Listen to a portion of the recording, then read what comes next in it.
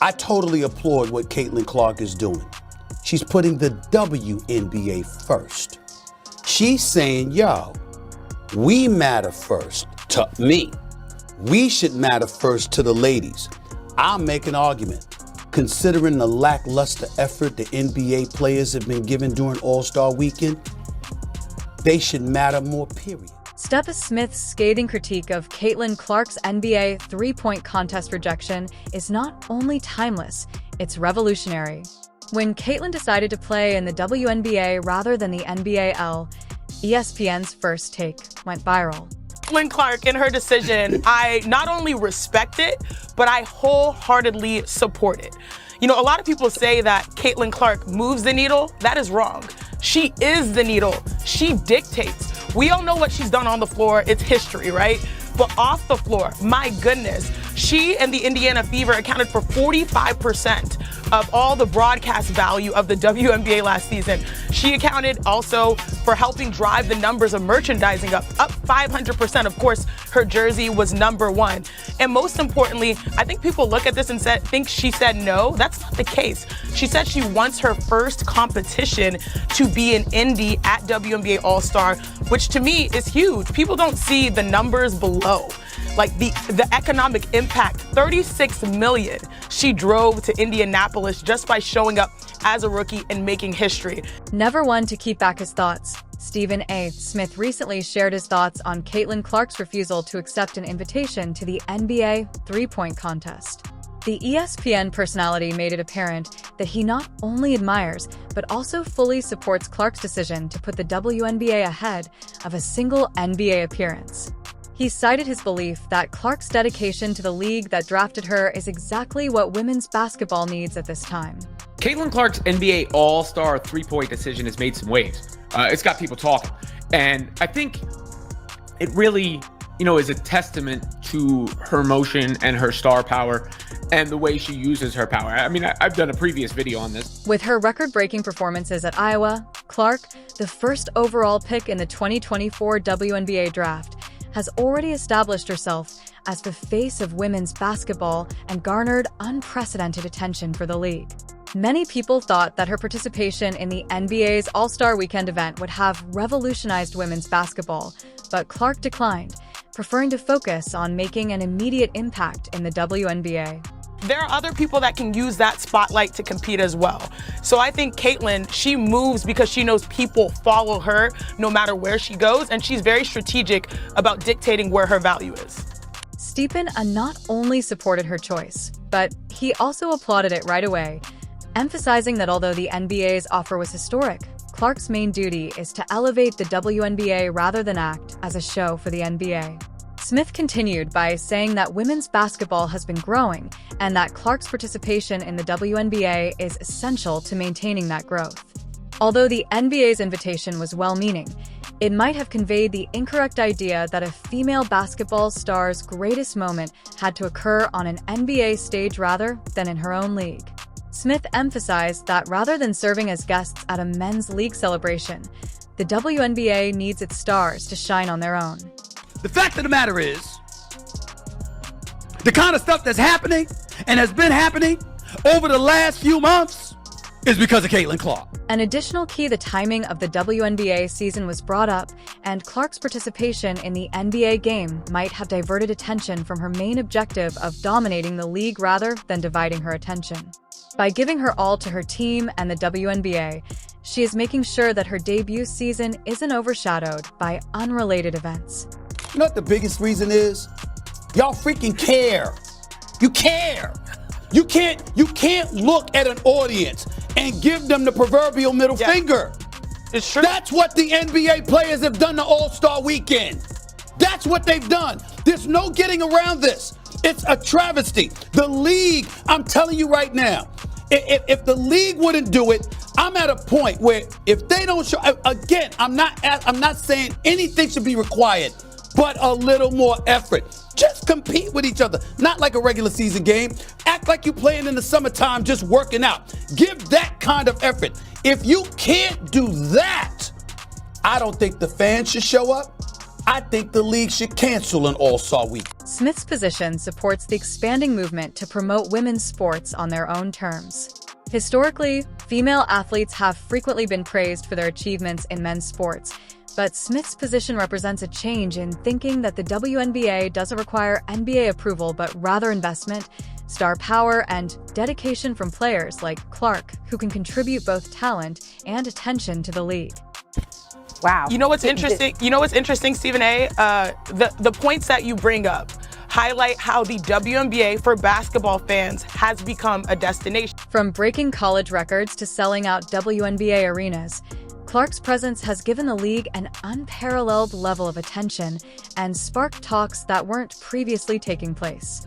Clark's influence cannot be denied. Smith underlined that Clark's impact extends beyond ticket sales and viewership, as she changed the discourse on women's basketball and made it a popular subject on all sports platforms. According to Smith, the WNBA has experienced a significant surge in interest as a result of Caitlin Clark's performances, which have attracted enormous audiences and broken ratings records. People are starting to appreciate the women's game for that approach because we understand what's at stake in this moment. And for Caitlin Clark to have the awareness to drive the eyeballs there, you have to give her so much credit. Her refusal to accept the NBA's offer to compete in the three-point contest, which some perceived as a lost chance for cross-league publicity, was one of the major events that strengthened her dedication to the league. Clark stated unequivocally that the WNBA's decision is her top concern. Received a lot of accolades, especially from ESPN's Chini Ogum. After Clark declined the NBA's offer, Mickey, a former WNBA player and pundit who has long supported Clark's journey, has continuously shown appreciation for Clark's game by applauding her skill set and competitive spirit. UAM Mickey praised her in public for making the correct decision.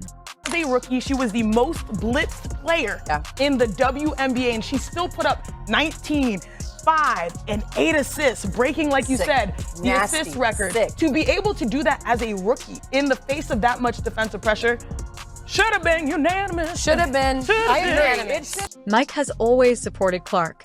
Even during her historic collegiate career, she saw that she had the ability to change the WNBA game. Now, Clark is demonstrating this by attracting fans, media attention, and general enthusiasm that is increasing the league's profile. Someone check on Adam Silver because Caitlin Clark just big-timed the NBA. She said, nah, I'm good on the three-point contest. You know how we were all speculating that it was going to be Steph Curry and Klay Thompson versus Sabrina and Caitlin Clark? Well, Shams just reported that Caitlin Clark will not participate in the NBA All-Star Special three-point shootout in San Francisco and wants her first three-point contest to be at WNBA All-Star in Indianapolis this summer. 7 months in advance, she confirmed she'll be in that WNBA three-point shootout. If an NBA player wants to go up against her, then they're gonna have to go to Indy. Smith concurred, stressing that Clark's choice was a turning point in her understanding of the role. He stated that the WNBA doesn't need to follow the NBA's lead. Instead, its stars should take center stage. Smith's position reaffirmed the notion that the WNBA should succeed internally rather than by depending on men's basketball approval. The statistics support this claim, as since Clark joined the league, merchandise sales have increased dramatically, television ratings have surged, and social media activity related to the league has hit all-time highs. It is a good situation. I actually like what Caitlin Clark's doing. I really do. She actually basically told the NBA no. How much clout do you have to have to tell the NBA no? With Clark spearheading a new era of WNBA popularity, observers like Smith and AUA acknowledge that this momentum is a turning point for women's basketball. Clark's ability to attract both diehard basketball fans and casual viewers has been a significant boost. With Mike's backing for that change, the league is well-positioned to achieve unprecedented success. Not everyone was on board with the excitement at the beginning of Caitlin Clark's WNBA career, but the impact is real, and it's only getting started. One of the critics who questioned whether Clark had actually established herself in the league was ESPN analyst Molly Kerm. Kerm even implied that Clark's early spotlight was more about her name than her skill, even going so far as to suggest that she was making fun of the WNBA by getting so much attention before establishing herself on the professional scene. People aren't going to tune in to watch Caitlin sit the bench, and they're certainly not going to tune in if she just so happens to be needed on the court and more minutes are required of her. I know she will do her best. I know she's talented, but she's not strong enough and she doesn't have enough experience. However, fast forward to, and every single doubt has been allayed by Clark, who has not only met but surpassed expectations. Her leadership, on-court exploits, and capacity to raise the league's profile have demonstrated that she is more than simply a name.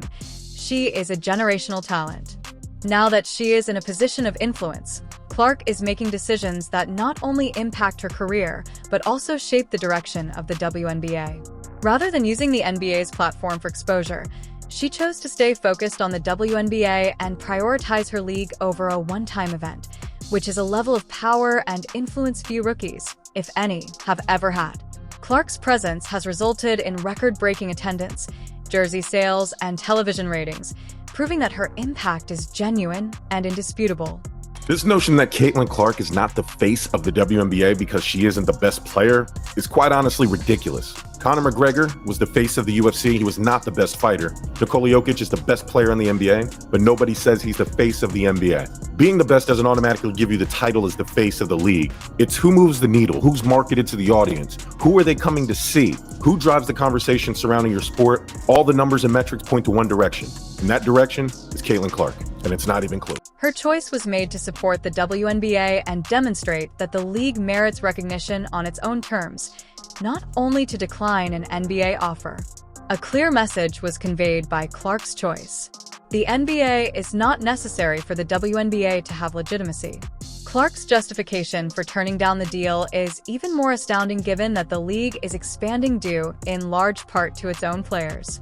Now let's look to day 2 of opening night on Saturday, May 17th. Of course, you guys, we have the Indiana Fever going up against the Chicago Sky. The WNBA saw what happened last season. There is still this, what I like to think is a manufactured rivalry, because I don't personally think this Angel Reese Caitlin Clark rivalry is going to last much longer. I don't think it's great for either one of them, and I think that we saw last season in this Rookie of the Year race that Caitlin pulled away quickly. Clark's journey from being discredited by analysts like Cam to becoming one of the most influential figures in women's basketball is remarkable. She is demonstrating that she is more than just a media sensation. Rather, she is a legitimate superstar who is changing the game. Her impact goes beyond individual success. The WNBA is benefiting from her presence in ways that critics never could have predicted, and she continues to demonstrate her commitment to the sport with each game, moving from being questioned to now dictating its direction. Which to me is huge. People don't see the numbers below. Like the economic impact, 36 million she drove to Indianapolis just by showing up as a rookie and making history. And so I understand her point of view. She wants to probably let other athletes shine, and she gets what she also says, like it's like earned, not given. She wasn't the top player in her draft class, according to some. Former players and even WNBA veterans felt that her presence was overshadowing the league rather than fostering its growth, while some asserted that she was only attracting attention due to her notoriety and media hype.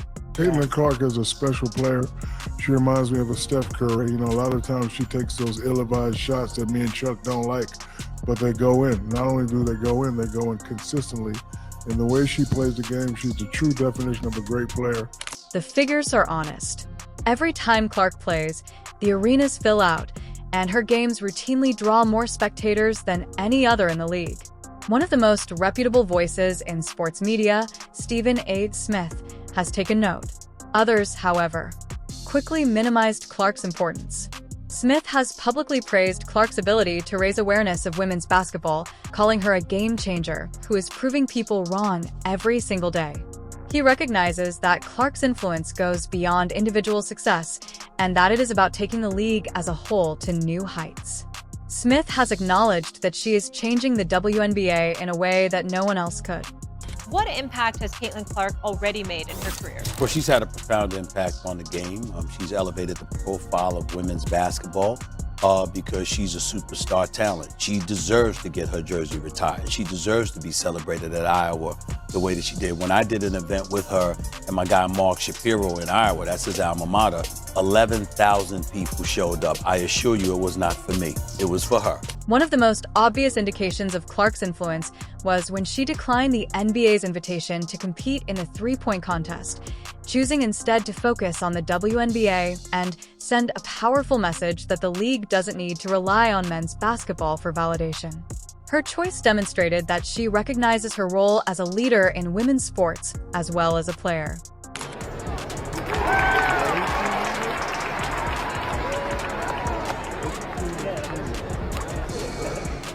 Those who doubted her are now watching as she reshapes the league in real time, demonstrating that she is not only proving herself, but also that women's basketball is bigger than ever and that she is leading the charge. If you enjoyed, please leave a like and subscribe. The fact that she declined the NBA's offer in favor of holding the event in Indiana where her fans can participate speaks volumes about her character and reinforces the idea that she is not just a superstar but also an ambassador for the game.